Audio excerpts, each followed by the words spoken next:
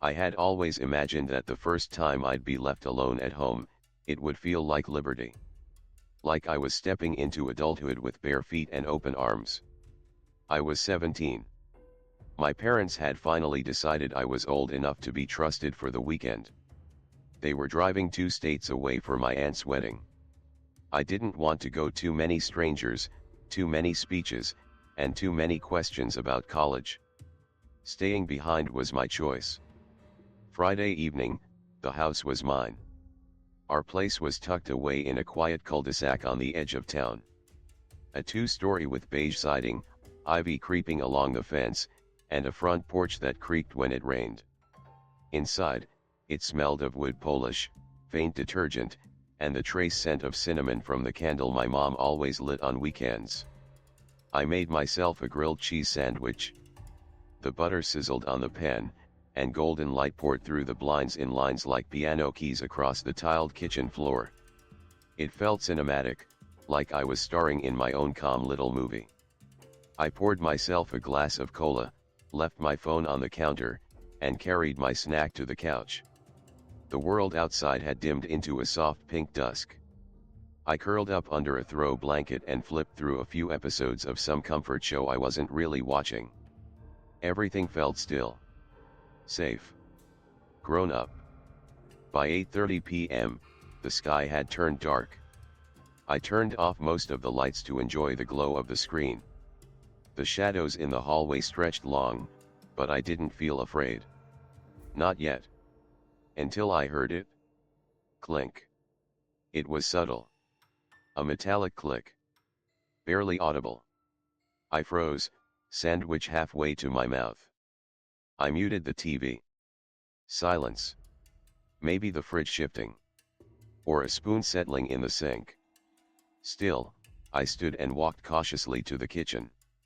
Nothing was out of place. I returned to the couch. Laughed at myself. "You're imagining things," I whispered, and turned the volume back up. But that sounded had been deliberate. The next morning, I laughed it off. I told myself the sound must have been from the dishwasher. Or maybe I'd just been too wired to alert from being alone. But Saturday afternoon, it happened again. I was microwaving some leftover lasagna when I heard something metallic shift. Clink, slide, clink. I turned my head sharply. The microwave hummed behind me. But the sound didn't come from there. It came from the cutlery drawer. I walked over. The drawer was slightly open. My pulse jumped. I hadn't used the drawer. Not since the grilled cheese the night before. And I was sure I closed it. I always did. I liked things neat, lined up. I pulled it open. Everything looked fine at first glance, but the largest knife, the chef's knife, wasn't in its usual place. It was angled. Like it had been taken out, then put back in a rush. I stared at it. Was I sleepwalking? Was I messing with myself? I pushed the drawer shut hard. Later that night, I heard the sound again. Not just once. Twice. Then a third time. Each time, it was a soft clink, followed by what sounded like something heavy being gently scraped across wood. I tiptoed into the hallway. The kitchen light was off. But the drawer was cracked open again. A half inch, maybe more. I didn't want to go closer. But I forced myself. I yanked it open fully. Nothing unusual. I started talking aloud, just to fill the space. "Okay, you're being dramatic. It's just a drawer." My voice echoed faintly off the tile. It felt strange. Wrong. Like the house wasn't as empty as it should be. I spent the next 20 minutes checking every room, bathroom, guest room, garage. I even went outside and checked the locks on every window. All sealed. Still, I slept with my door locked. Not that it helped. Because around 3:12 a.m., I woke up to the sound of soft tapping. From the kitchen. 4 taps. Then silence. Then Clink. I pulled the blanket over my face like a child. Sunday night, things got worse. I didn't turn on the TV. I didn't want distraction. I wanted to stay sharp. The sound came earlier, just past 10 p.m. Clink. Clink. Clink. But this time, it wasn't random. It was rhythmic. Like someone was placing knives down on the counter. One by one. I stood at the top of the stairs, too scared to go down. The kitchen was dark, but I could see the faint gleam of moonlight reflecting off something metallic. I grabbed my phone, opened the flashlight app, and tiptoed down. Each stair felt like it creaked louder than the last. When I reached the bottom, I turned on the flashlight. I wish I hadn't. Every knife from the drawer was laid out on the countertop. Neatly. Aligned in a perfect line. Smallest to largest. No one else was in the house. Or so I thought. I stepped closer. And then, just inches from the knives, I heard a breath. A whisper. Hot. Right by my left ear. My blood went cold. It wasn't a word. Just breath. As if someone was watching me, smelling me. I spun around. No one. I wanted to scream, but nothing came out. My throat locked up. I slammed the drawer shut. I threw the knives in. Some clattered sideways. I didn't care. I bolted upstairs and locked myself in my room. That night, I didn't sleep.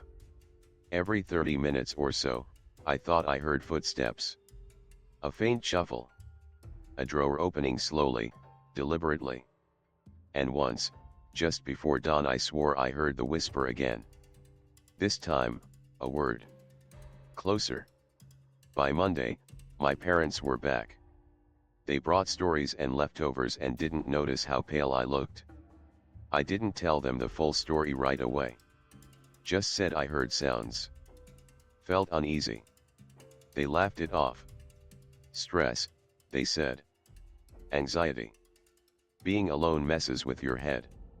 Maybe they were right. I invited my best friend over that afternoon, just to prove I wasn't nuts. We walked into the kitchen together. I opened the drawer to show them where the sounds came from. They reached out to touch the handle, and jerked their hand back. Dude, they whispered. It's warm. Warm. The house was air-conditioned. No one had touched that drawer since morning. But it was warm. Like someone had been standing there. Holding it. We didn't say much after that. My friend stayed until nightfall, but we both felt watched. Eventually, my parents renovated the kitchen. Got rid of the old drawers. Replaced the knives. But even now, years later, I still hear it sometimes. When I'm alone. When everything's too quiet. People think being alone is peaceful. A freedom. But solitude is not always silent. Sometimes the things you hear aren't your imagination. Sometimes the noises don't come from pipes, or drawers, or old wood shifting in the night. Sometimes, they come from something that remembers. So if you ever hear a drawer opening by itself, if the knives aren't where you left them, if a breath grazes your ear when no one else is home, don't pretend it didn't happen. Don't tell yourself you're just tired. Because the moment you start ignoring it, is the moment it knows you're listening. And that's when it comes closer.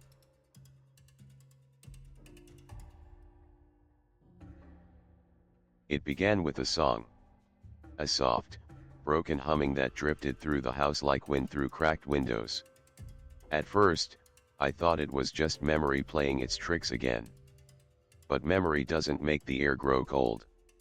I hadn't been back in years. The old house sat just off a dirt road, half wrapped in ivy, the paint sun-bleached and blistered. My mother's house. Now mine, though I never truly wanted it. Too many ghosts here. Not the kind you see, but the kind that stain your breath, your thoughts. I stepped inside, the wooden floors creaking like joints long unused. And there it was, the scent. Lavender. Her favorite. It wrapped around me like a hand from the past. Familiar, but wrong somehow. Too strong. Too sudden. Too alive. Every room looked just as she left it. The embroidered cushions, the old copper pans above the stove, the tiny porcelain cat figurines on the windowsill. It was like walking through a memory held in amber. Frozen. But vibrating slightly. That night, I stayed in my childhood room. I should have felt safe there, but around midnight, I woke up to it again, that humming. Not a song, exactly. More like the pieces of one. No words. Just melody. It floated through the hallway like breath through a cracked door. I sat up, heart pressing hard against my chest. It was the same sound my mother used to make when she cooked dinner, stirring her soup in slow circles as her voice circled with it. I told myself it had to be the pipes. The wind. But wind doesn't sing. The next morning, I did something strange. I left my phone on the hallway table and hit record. Just to be sure. Then I cooked breakfast, walked through the garden, sat in silence. Hours passed. Nothing. But when I listened to the recording that night, there was nothing on it. Not even ambient house noise. Just static. Cold and lifeless, like the house was holding its breath. It unnerved me. So I tried again, this time setting a small recorder on the kitchen counter overnight. That was the room where she used to hum, after all. Again nothing. But I heard it. At exactly 12:43 a.m. A low, delicate tune, rising and falling like steam from a kettle. When I opened the kitchen door, there was no one there. Just the faint smell of burnt lavender and something metallic. Like blood, or rust. I didn't sleep the rest of the night. I just lay there, staring at the ceiling, listening to the creaks in the house and wondering if they were footsteps. It wasn't just the fear of something being there. It was the dread that something I once loved had changed into something I didn't recognize. The third night, the spoon shifted. I left it on the counter after stirring my tea, and when I came back from brushing my teeth, it was resting across the sink diagonally. Like it had been set down with care. Like someone didn't want it to fall. I told myself I was tired. Distracted. But the dread tightened. Later, as I sat on the couch, the lights flickered, and the air grew thick. The scent of lavender returned, stronger than ever. Almost choking. I had to open a window. When I finally drifted off, I dreamed of her. She stood at the stove, just like she used to. Her back turned, shoulder blades moving slightly under her faded blue robe. The one with the little birds on the sleeves. "Mom," I whispered. She didn't turn. I moved closer. "Mom." Still nothing. Just the stirring motion of her arm, slow and steady. And that tune. That damned melody, soft and circular, circling the space like a spell. I tried to see her face, but every time I looked up, her head blurred. Like an old photograph soaked in water. I woke up with tears in my eyes and the smell of something cooking. But the kitchen was empty. The fourth night, I broke. I stood in the hallway, the cold seeping through my socks, and whispered into the dark, "If you're here, if you can hear me. Mom." The humming stopped instantly. And the silence that followed was worse. The house, always full of little creaks and sighs, went still. Too still. Even the wind seemed to vanish. I stood there, waiting for something, anything to happen. But there was nothing. Not a sound. Not a flicker. Just the overwhelming sense of being watched. I crawled back into bed and left the lights on. I didn't even try to sleep. I just lay there, gripping the sheets, staring at the door. Because for the first time, I believed she hadn't left. Not really. I went through her bedroom the next morning. Dusted off her nightstand. Opened her drawers. Found her photo albums in a faded green box. I opened one and smiled. There she was, younger, laughing. Holding me as a baby. Her scent hit me, then her hand cream. Soft and floral. The scent I'd know anywhere. And then I heard it. Her voice. Singing. But not far away this time. Right next to me. I spun around. No one. The mirror above her dresser had fogged slightly. As if someone had breathed on it. And there faintly what looked like a fingerprint. That night, the silverware drawer opened on its own. A single knife clattered onto the floor. And outside my bedroom door, her voice sang again. Clear. Low. Close. Then the doorknob turned. Slowly. I held my breath. But it never opened. It just stopped. As if whatever was on the other side decided not to come in.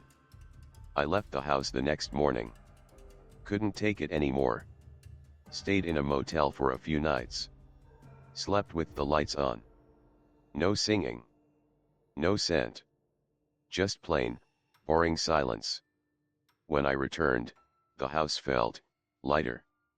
Quieter. Had it all been in my head? But a week later, the new owners moved in. I gave them the keys, wished them luck. And 3 days after that I got a text. Hi, sorry to bother you, did someone used to sing here at night? We thought we were hearing things, but we both heard it last night. A woman humming. In the kitchen. I didn't reply. I just stared at the screen for a long time. I don't know what stayed behind in that house. I don't know if it was her. A memory. Or something else wearing her voice like a code. But I've learned this grief has layers. And sometimes, it lingers in more than just our hearts. It settles in the walls. In the air. In the spaces between what was said and what wasn't. So if you ever return to a place where loved ones lived, listen carefully. Not everything you hear is gone.